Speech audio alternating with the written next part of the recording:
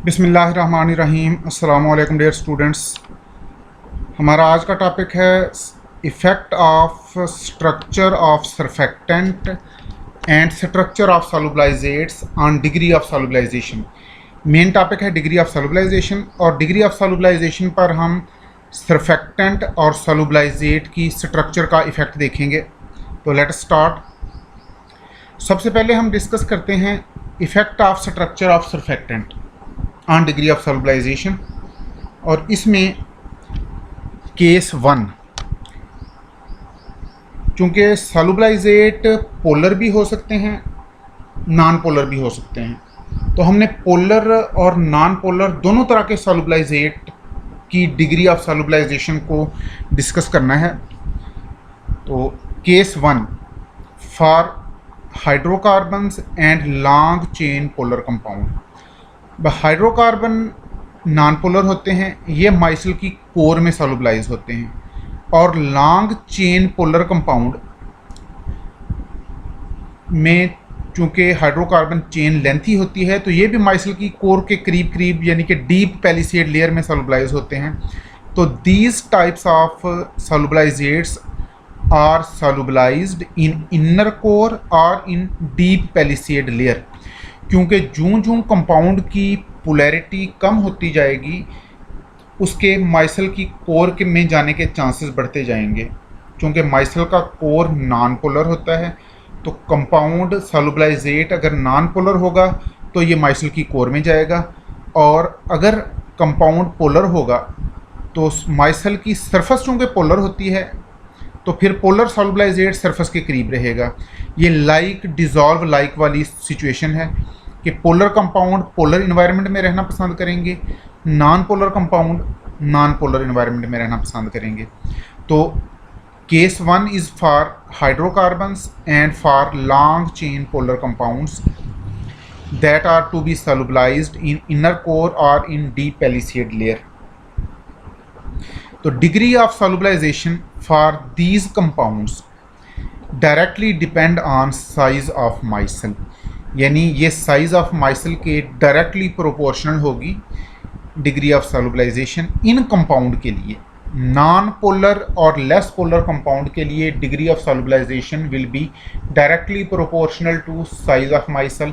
Micelle का size बड़ा होगा तो डिग्री ऑफ सॉल्युबलाइजेशन ज़्यादा होगी, क्यों कि माइसल का साइज़ बड़ा होगा तो कोर में स्पेस ज़्यादा अवेलेबल होगी, और माइसल का साइज़ अगर कम होगा तो कोर में स्पेस कम अवेलेबल होगी।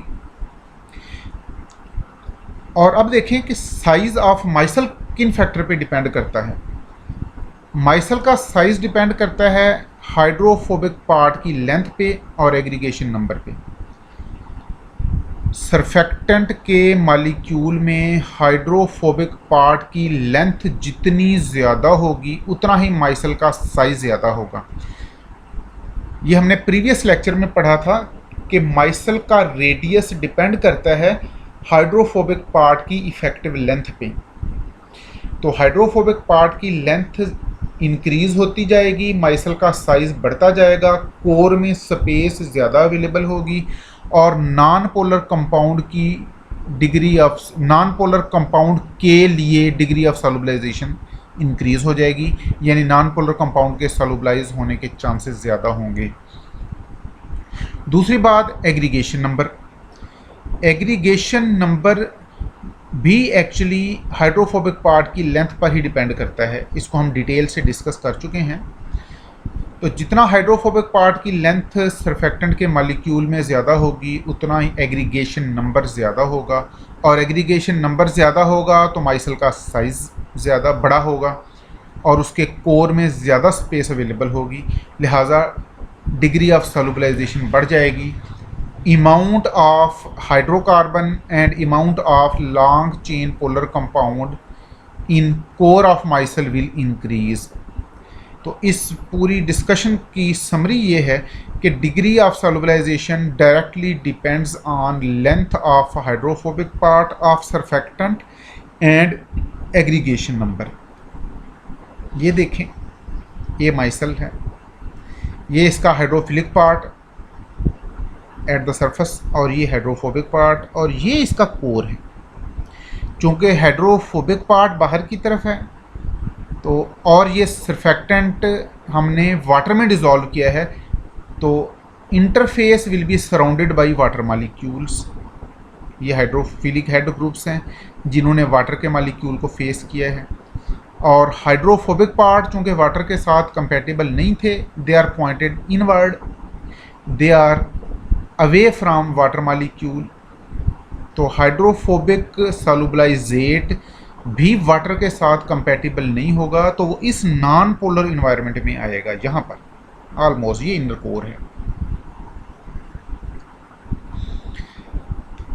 अब इसमें देख लें, अगर हमारे पास कुछ सरफेक्टेंट गिवन हो और हमने असेस करना हो कि किसकी डिग्री ऑफ किस सरफेक्टेंट की डिग्री ऑफ सॉल्युबलाइजेशन ज़्यादा होगी फॉर नॉन पोलर कंपाउंड। ये बात जहन में रखिएगा कि अभी तक हम जो डिस्कशन कर रहे हैं ये केस 1 है that deals with solubilization of non polar compound, चाहे वो हाइड्रोकार्बन्स हों या लॉन्ग चेन पोलर कंपाउंड हों। अगर लॉन्ग चेन पोलर कंपाउंड है तो उनमें पोलर ग्रुप एक है, नॉन पोलर चेन लेंथी होगी तो उसमें पोलैरिटी ना होने के बराबर ही रह जाएगी, इसलिए उनके केस को हम नॉन पोलर कंपाउंड के साथ डिस्कस कर रहे हैं। ये देखें सोडियम डीकाइल सल्फेट। डीकाइल का मीन इसमें 10 कार्बन हैं सरफेक्टेंट की हाइड्रोकार्बन चेन में, और इसके बाद सोडियम डूडिकाइल सल्फेट है, या इसको आप डूडिसाइल सल्फेट पढ़ लें। इसमें 12 कार्बन हैं सरफेक्टेंट की हाइड्रोकार्बन चेन में। अब हाइड्रोकार्बन चेन में number of carbon atom increase हो गया,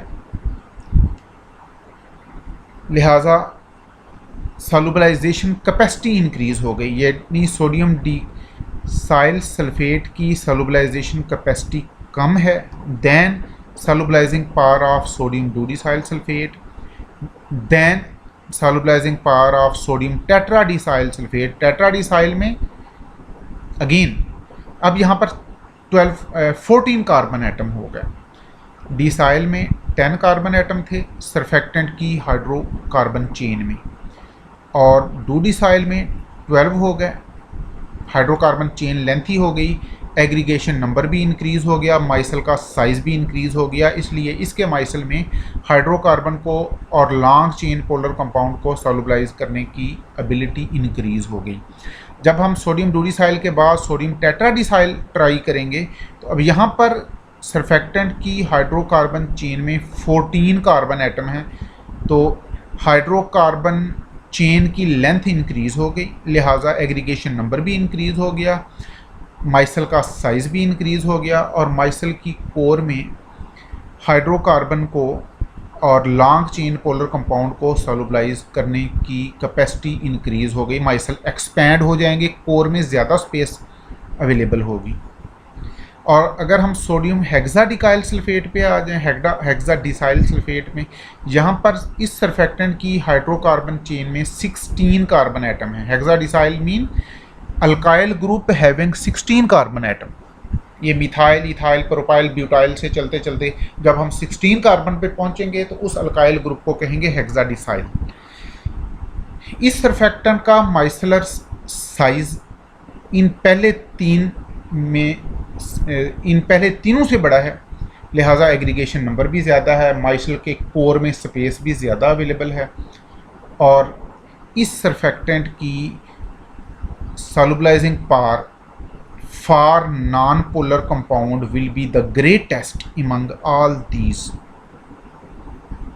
तो अगर इन चारों को कंपेयर करना हो तो हम जिस सरफेक्टेंट में हाइड्रोकार्बन चेन की लेंथ सबसे ज़्यादा होगी उसको हम कहेंगे कि इसकी solubilising power non polar compound के लिए सबसे ज़्यादा है।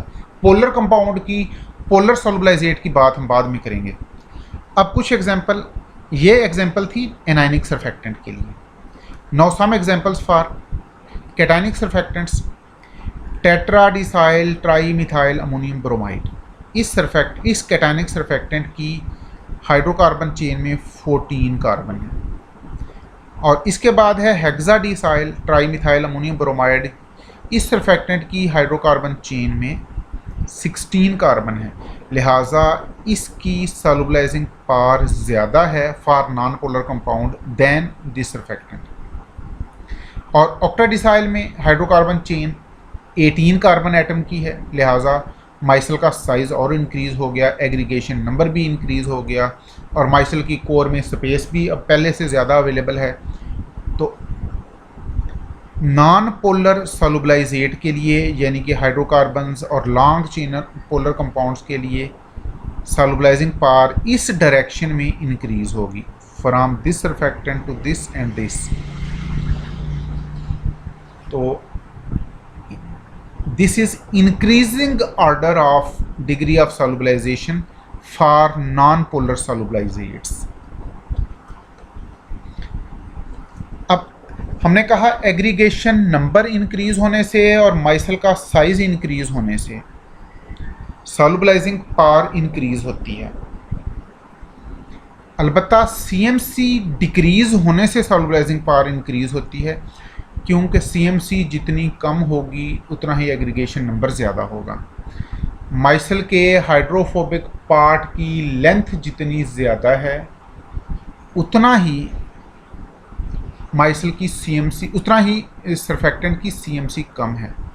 सरफेक्टेंट के हाइड्रोकार्बन चेन की लेंथ ज़्यादा होगी, सीएमसी कम होगी।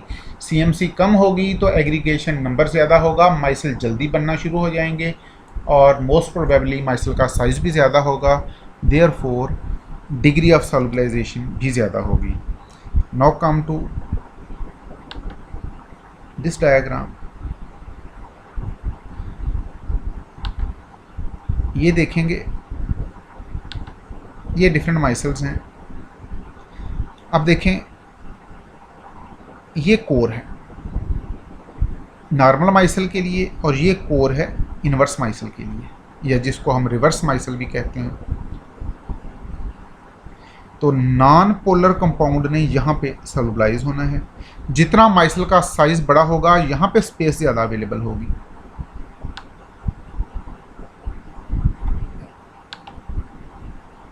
इस डायग्राम को देखें,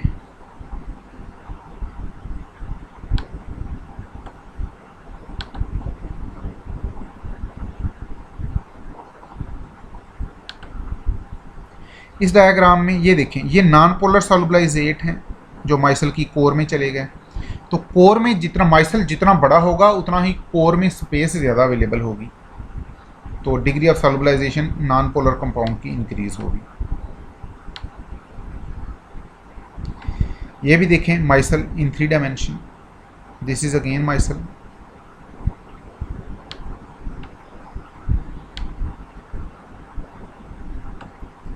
ये देखें, माइसल की कोर में सॉल्युबलाइजेट प्रेजेंट है। तो माइसल जितना साइज में बड़ा होगा उतना ही यहाँ पर स्पेस ज़्यादा अवेलेबल होगी।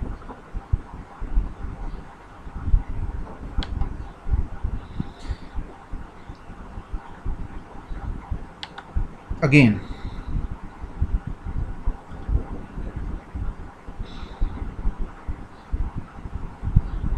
तो हमने कहा degree of solubilization decreases with CMC, and again let me repeat, this is the case of solubilization of non polar solubilizates. अब तक हमने कंपैरिजन किया कि अगर हमारे पास सारे एनायनिक सरफेक्टेंट हों या सारे कैटायनिक सरफेक्टेंट हों, तो हमने कहा जिस सरफेक्टेंट की हाइड्रोफोबिक पार्ट की इफ़ेक्टिव लेंथ ज़्यादा होगी वहाँ पर सीएमसी कम होगी, एग्रीगेशन नंबर ज़्यादा होगा, माइसल का साइज़ बड़ा होगा और डिग्री ऑफ सॉल्युबलाइजेशन ज़्यादा होगी। अब अगर हमारे पास डिफरेंट सरफेक्टेंट हों, यानी हमारे पास नॉन आयनिक सरफेक्टेंट भी हैं, कैटायनिक सरफेक्टेंट भी हैं, एनायनिक सरफेक्टेंट भी हैं, देन डिग्री ऑफ सॉल्युबलाइजेशन इस ऑर्डर में डिक्रीज़ होगी। ये डिक्रीजिंग ऑर्डर है। नॉन आयनिक सरफेक्टेंट की डिग्री ऑफ सॉल्युबलाइजेशन सबसे ज़्यादा होगी, क्यों कि नॉन आयनिक सरफेक्टेंट की सीएमसी सबसे कम होती है और एग्रीगेशन नंबर ज़्यादा होता है। इसके बाद बारी आती है कैटायनिक सरफेक्टेंट की और उसके बाद एनायनिक सरफेक्टेंट की। अब नॉन आयनिक में तो हमने बात क्लियर कर दी, चूँकि नॉन आयनिक के हाइड्रोफिलिक पार्ट पे चार्ज कोई नहीं है, लिहाजा हाइड्रोफिलिक पार्ट में रिपल्शन भी नहीं है, इसलिए इसका एग्रीगेशन नंबर ज़्यादा होता है, सीएमसी कम होती है, इसके माइसल ज़्यादा आसानी से बन जाते हैं और माइसल का साइज़ भी ज़्यादा बड़ा हो जाता है। चूँकि एनायनिक और कैटायनिक में माइसल के साइज़ को एक लिमिट से एक्सीड नहीं हम किया कर सकते, क्योंकि जब माइसल का साइज़ इन्हांस होता है तो हाइड्रोफिलिक पार्ट एक दूसरे के ज़्यादा करीब आते हैं, उनमें रिपल्शन इंक्रीज़ हो जाती है। इसलिए कैटायनिक और नॉन आयनिक का मामला ज़रा डिफरेंट है। रिपल्शन की वजह से इसके माइसल का साइज़ ज़्यादा बड़ा नहीं होता। अलबत्ता नॉन आयनिक सरफेक्टेंट में चूँकि हाइड्रोफिलिक ग्रुप्स के ऊपर चार्ज नहीं होता तो रिपल्शन भी नहीं होती, म्यूचुअल रिपल्शन नहीं होती, लिहाजा इसके माइसल का साइज़ रिलेटिवली बड़ा होता है। इसलिए इसकी डिग्री ऑफ इसके कोर में ज़्यादा स्पेस अवेलेबल होती है। तो degree of solubilization for non polar compound is greatest for non ionic surfactant. अलबत्ता कैटायनिक और एनायनिक का कंपैरिजन इसको ज़रा समझने की ज़रूरत है। कैटायनिक की degree of solubilization normally anionic surfactant की डिग्री ऑफ सॉल्युबलाइजेशन से ज़्यादा होती है, क्योंकि कैटायनिक सरफेक्टेंट में कैटायनिक ग्रुप्स ज़्यादा लूजली पैक्ड होते हैं, टाइटली पैक्ड नहीं हो सकते due to their large size. Degree of solubilization of micellar solution of cationic surfactant is greater than that of anionic surfactant, because in micelles of cationic surfactant molecules are loosely packed. In micelles, molecules of cationic surfactants are loosely packed due to their larger cationic heads. आमतौर पर cationic surfactant के heads जो हैं जिन पे positive charge है वो size में बड़े होते हैं, इसलिए उनमें क्लोज पैकिंग पॉसिबल नहीं होती, तो they are loosely packed, therefore they can accommodate large number of non polar solubilizate in their core. अब case 2 that is for polar solubilizate, और पोलर सॉल्युबलाइजेट पैलिसेड लेयर में जाते हैं, सरफेस के करीब करीब रहते हैं, क्योंकि माइसल की सरफेस पोलर होती है। Polar heads hydrophilic parts polar होते हैं, वो ज़ाहिर सरफेस पे होते हैं। तो अगर एक्वस मीडिया में माइसल बने हैं तो फिर पैलिसेड लेयर के करीब का जो इन्वायरमेंट है ये पोलर है, और सॉल्युबलाइजेट उस पोलर इन्वायरमेंट में ही रहेंगे। तो इन सॉल्युबलाइजेट के लिए very few generalization are available. इनके लिए कोई हार्ड एंड फास्ट रूल नहीं है। जो रूल्स अब तक हमने नॉन पोलर सॉल्युबलाइजेट के लिए पढ़े हैं they are not valid.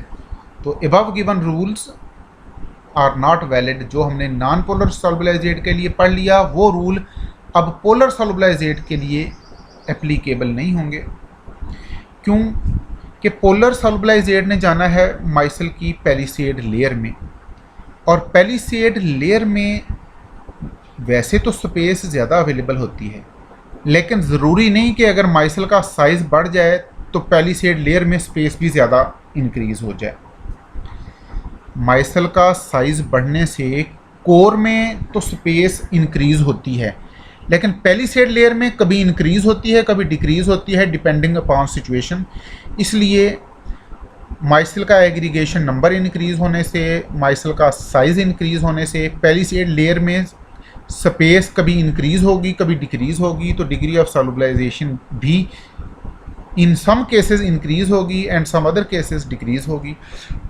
For polar solubilizates degree of solubilization may increase or decrease with size of aggregation number of micelle. तो there is no hard and fast rule.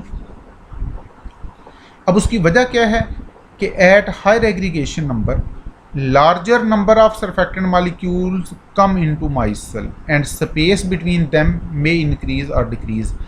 जब micelle का aggregation number increase होता है तो ज़्यादा surfactant के molecule micelle को join कर लेते हैं। माइसल के अंदर सरफेक्टेंट के मालिक्यूल की तादाद बढ़ जाती है, तो तादाद बढ़ने से माइसल एक्सपैंड होता है। माइसल के एक्सपैंड होने से कोर में तो स्पेस इंक्रीज़ हो जाती है, लेकिन पैलिसेड लेयर में ज़रूरी नहीं कि स्पेस इंक्रीज़ हो, कभी इंक्रीज़ होती है कभी डिक्रीज़ होती है, इसलिए इस पर कोई हार्ड एंड फास्ट बात नहीं की जा सकती।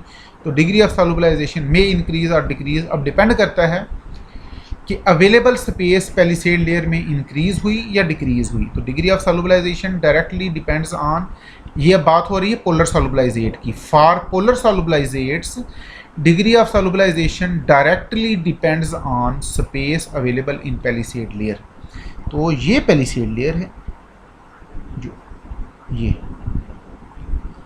जब सरफेक्टेंट के मालिक्यूल ज़्यादा आ जाएंगे, माइसल का साइज़ बढ़ जाएगा, तो यहाँ कोर में तो माइसल एक्सपेंड होगा, कोर में स्पेस ज़्यादा अवेलेबल हो जाएगी, लेकिन यहाँ पर ज़रूरी नहीं कि स्पेस ज़रूर इंक्रीज़ हो, तो यहाँ पर इंक्रीज़ भी हो सकती है, डिक्रीज़ भी हो सकती है। Therefore degree of solubilization may increase और डिक्रीज़ डिपेंडिंग अपॉन सिचुएशन।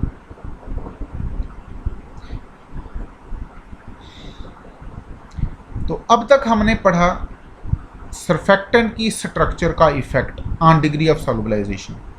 अब हम देखेंगे effect of structure of solubilizates on degree of solubilization. तो सॉल्युबलाइजेट के बारे में एक चीज़ समझिएगा, हमने कहा नॉन पोलर सॉल्युबलाइजेट माइसल की कोर में जाएंगे, पोलर सॉल्युबलाइजेट पैलिसेड लेयर में रहेंगे। पैलिसेड लेयर में स्पेस ज़्यादा अवेलेबल होती है एज़ कंपेयर टू कोर, इसलिए पोलर सॉल्युबलाइजेट की degree of solubilization non polar solubilizate की डिग्री ऑफ सॉल्युबलाइजेशन से ज़्यादा होगी, यानी पोलर सॉल्युबलाइजेट ज़्यादा सॉल्युबलाइज होंगे as compare to non polar solubilizate. अलबत्ता वो जो हमने बात पहले की कि अगर माइसल का साइज़ इंक्रीज़ होगा तो फिर नॉन पोलर सॉल्युबलाइजेट की डिग्री ऑफ सॉल्युबलाइजेशन इंक्रीज़ होगी, लेकिन पोलर सॉल्युबलाइजेट की डिग्री ऑफ सॉल्युबलाइजेशन के लिए कोई वाज़ेह रूल नहीं है, कोई क्लियर रूल नहीं है कि ये इंक्रीज़ भी हो सकती है, डिक्रीज़ भी हो सकती है। It depends upon situation. पहली बात तो ये है कि अगर आपके पास क्रिस्टलाइन सॉलिड भी हैं, अमार्फस सॉलिड भी हैं, तो अमार्फस सॉलिड में चूँकि डिसऑर्डर है और सॉल्वेंट में भी डिसऑर्डर है, लिहाजा अमार्फस सॉलिड को सॉल्युबलाइज करना आसान है क्योंकि उसका क्रिस्टल नहीं है। क्रिस्टलाइन सॉलिड को सॉल्युबलाइज करना मुश्किल है क्योंकि पहले आपने क्रिस्टल को ब्रेक करना है, और क्रिस्टल को ब्रेक करने के लिए लेटेंट हीट ऑफ फ्यूजन चाहिए है, तो it will take some time. तो degree of solubilization for crystalline solid is less than for liquids and amorphous solids. Crystalline solid के लिए डिग्री ऑफ सॉल्युबलाइजेशन, ये हम कह रहे हैं degree of solubilization for crystalline solid, not ये नहीं कहना कि degree of solubilization of crystalline solid. Crystalline solid के लिए डिग्री ऑफ सॉल्युबलाइजेशन कम है than degree of solubilization for liquids and for amorphous solids. क्यों कि क्रिस्टलाइन सॉलिड के क्रिस्टल को ब्रेक करने के लिए, क्रिस्टल को डिसॉल्व करने के लिए हमें latent heat of fusion required है। इट मीन ये प्रोसेस रिलेटिवली ये एंडोथर्मिक प्रोसेस है, it will take some time, heat देनी पड़ेगी। अब दूसरी बात, degree of solubilization for polar solubilizate is greater than for non-polar ones. Again, let us see. ये देखें, ये पैलिसेड लेयर है, तो अगर 3 डायमेंशन में हम ना भी जाएं, 2 डायमेंशन में भी ये नज़र आ रहा है कि पैलिसेड लेयर में यहाँ पर स्पेस ज़्यादा अवेलेबल है, कोर में स्पेस ये थोड़ी सी है। इसलिए नॉन पोलर सॉल्युबलाइजेट ने चूँकि कोर में जाना है और कोर में स्पेस कम है, लिहाजा नॉन पोलर सॉल्युबलाइजेट्स की डिग्री ऑफ सॉल्युबलाइजेशन कम होगी, और पोलर सॉल्युबलाइजेट्स ने चूँकि इस पैलिसेड लेयर में रहना है, इनकी डिग्री ऑफ इनके लिए डिग्री ऑफ सॉल्युबलाइजेशन ज़्यादा होगी। यहाँ भी देख लें, ये पैलिसेड लेयर है जहाँ पर स्पेस ज़्यादा अवेलेबल है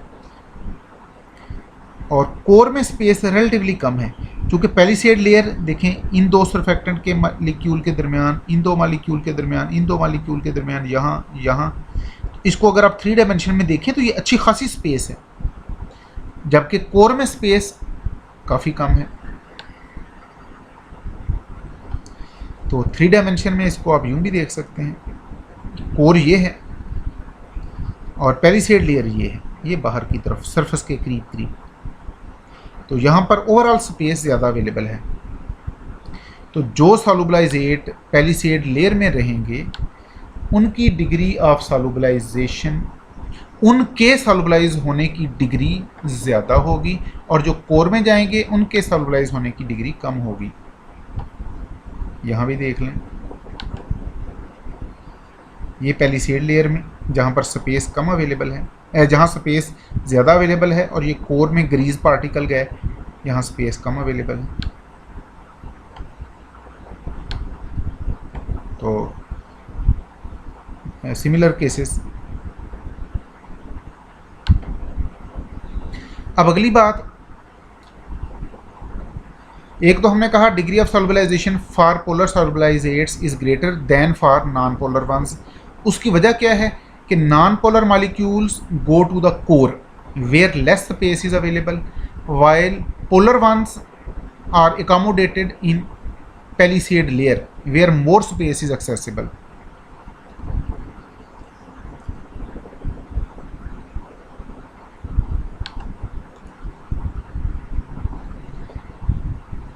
इसका दूसरा मतलब ये हुआ कि पोलैरिटी इंक्रीज होने से डिग्री ऑफ सॉल्युबलाइजेशन इंक्रीज होगी।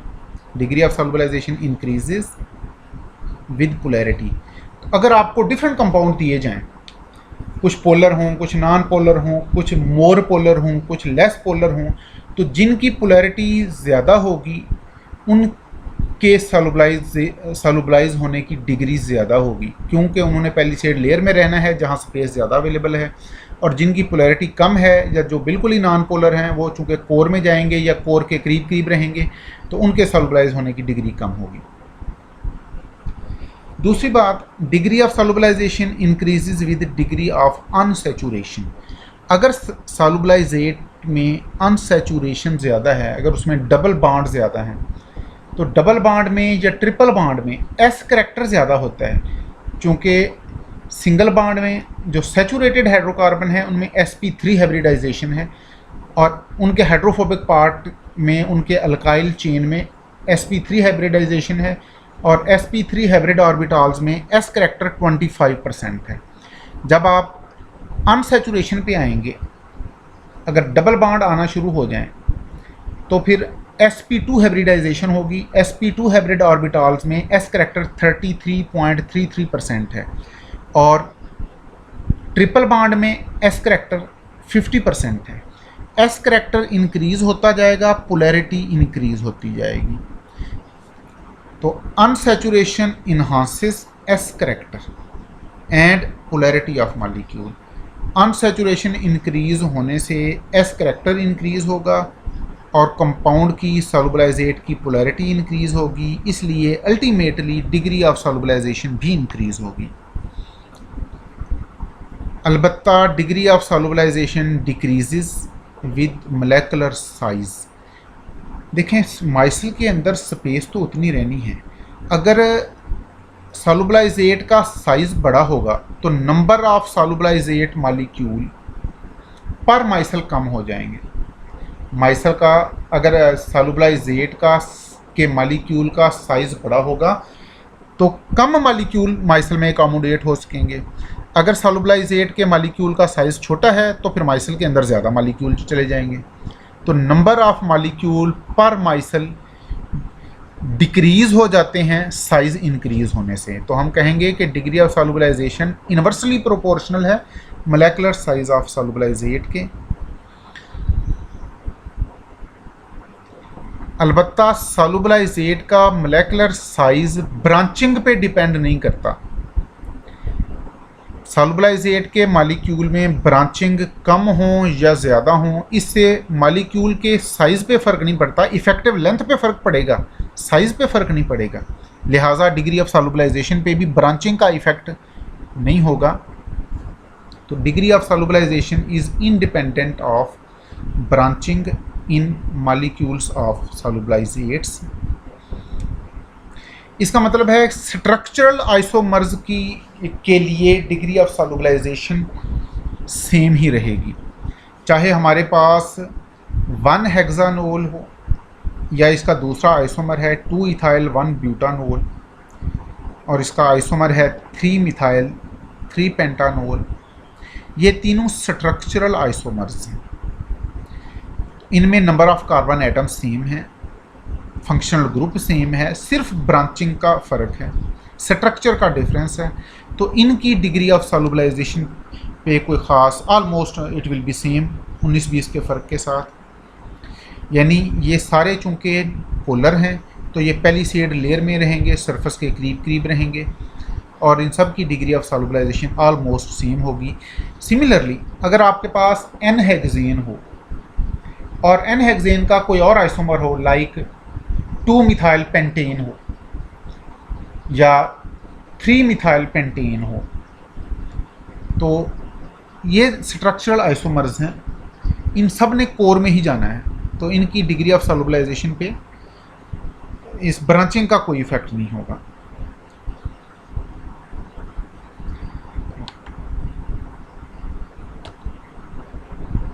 ये देखिएगा,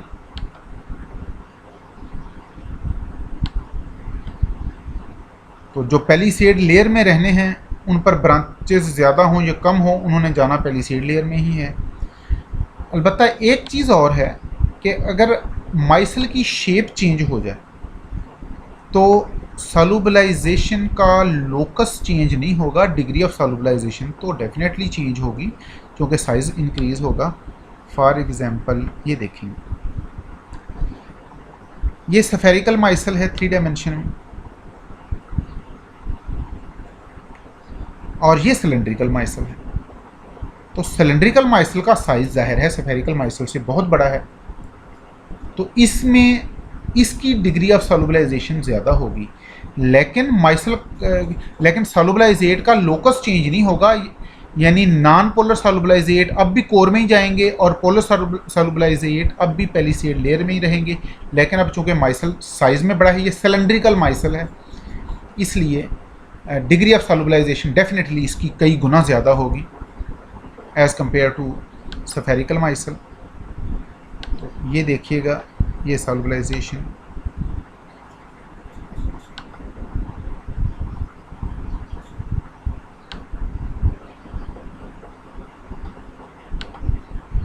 तो ये देखें, ये कोर में नॉन पोलर मॉलिक्यूल्स, यहाँ भी ये नॉन पोलर सॉल्युबलाइजेट्स कोर में। तो इस तरह की डायग्राम अवेलेबल हैं, इनको देख के आप फर्दर इसको अंडरस्टैंड कर सकते हैं। ये नॉन पोलर सॉल्युबलाइजेट कोर में एंड सो ऑन। तो ये टॉपिक्स स्टूडेंट्स की डिमांड्स पर थे, ये जो हमने लेक्चर प्रीवियस 3 लेक्चर्स हैं। तो नेक्स्ट हम इंशाल्लाह स्टार्ट करेंगे इमल्शंस, हमारा नेक्स्ट चैप्टर इमल्शंस, जो हम इंशाल्लाह नेक्स्ट लेक्चर से स्टार्ट कर लेंगे। तो आज के लेक्चर की समरी कि degree of solubilization polar solubilizate के लिए ज़्यादा होगी, पोलर सॉल्युबलाइजेट ज़्यादा सॉल्युबलाइज होंगे as compare to non polar solubilizate. अलबत्ता अगर माइसल का साइज़ इंक्रीज़ हो जाए तो फिर नॉन पोलर सॉल्युबलाइजेट की डिग्री ऑफ सॉल्युबलाइजेशन इंक्रीज़ होगी और पोलर सॉल्युबलाइजेट की डिग्री ऑफ सॉल्युबलाइजेशन इंक्रीज़ भी हो सकती है, डिक्रीज़ भी हो सकती है। दोनों ही केसेस हैं, माइसल का साइज़ इंक्रीज़ हो जाए या एग्रीगेशन नंबर इंक्रीज़ हो जाए या उसकी CMC डिक्रीज़ हो जाए तो नॉन पोलर सॉल्युबलाइजेट की सॉल्युबलाइजेशन इंक्रीज़ हो जाएगी। पोलर के लिए कोई क्लियर कट रूल अवेलेबल नहीं है।